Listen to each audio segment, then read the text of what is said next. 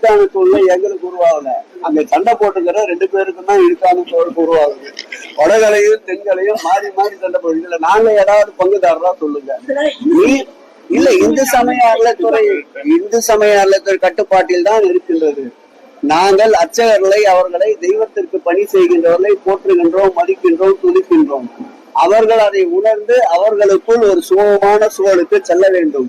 சட்டமன்ற நான் தலைமைச் செயலகத்திலேயே 2 தரப்பிலும் அழைத்து 3.5 மணி நேரம் உட்கார்ந்து அவர்கள் கலந்து பேசியிருக்கின்றோம். அவர்கள் ஒருவருக்கு விட்டுக் கொள்கின்ற சண்டையை பார்த்தால் அங்கு கூட ஒரு பாதுகாப்பு கோரித்தான் பஞ்சாயத்து செய்ய வேண்டிய சூழ்நிலை இருக்கின்றது. ஆகவே அனைத்தும் உணர்ந்த அவர்கள், வடகலை சார்ந்தவர்களாக இருந்தாலும் சரி, தென்கலை சார்ந்தவர்களாலும் சரி, விட்டுக் கொடுப்பவர்கள் என்றும் கெட்டு போவதில்லை. கெட்டு போனவர்களை பார்த்தால் விட்டுக் கொடுத்திருக்க மாட்டார்கள். ஆகவே விட்டுக் கொடுத்து செல்ல வேண்டும் என்று இந்த பத்திரிகையாளர் சந்திப்பின் வாயிலாக வடகலை தென்கலை இருவரையும் கேட்டுக்கொள்கிறேன்.